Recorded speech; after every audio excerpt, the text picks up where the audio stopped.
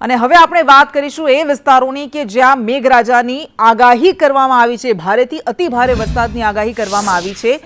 તો એ છે આ ગુજરાતનું ભાવનગર કે જ્યાં આગાહી કરવામાં આવી છે। નર્મદામાં ભારે વરસાદની આગાહી કરવામાં આવી છે, ડાંગમાં ભારે વરસાદની આગાહી કરવામાં આવી છે, તાપી એટલે દક્ષિણ ગુજરાતના આ તમામ જિલ્લાઓમાં ભારે વરસાદની આગાહી કરવામાં આવી છે। એનડીઆરએફની ટીમો પણ તૈનાત કરાઈ છે। વલસાડ હોય, દમણ હોય, આ ઉપરાંત દાદરા નગર હવેલી કેન્દ્રશાસિત પ્રદેશમાં પણ આગાહી કરાઈ છે અને જૂનાગઢમાં પણ આગાહી કરવામાં આવી છે ભારે વરસાદની। અમરેલીમાં પણ ભારે વરસાદની સંભાવનાઓ છે।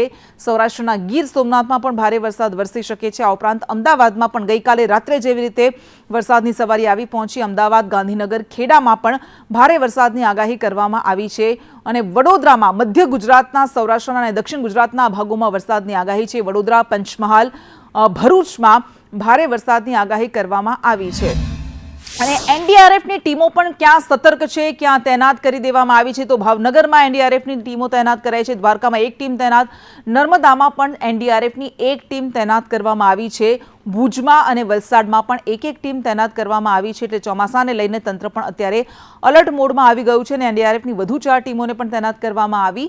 એટલે આ તમામ એ પંથકો છે કે જ્યાં ભારે વરસાદની સંભાવના છે અને એનડીઆરએફની ટીમોને પણ હાલ ત્યાં તૈનાત કરી દેવામાં આવી છે।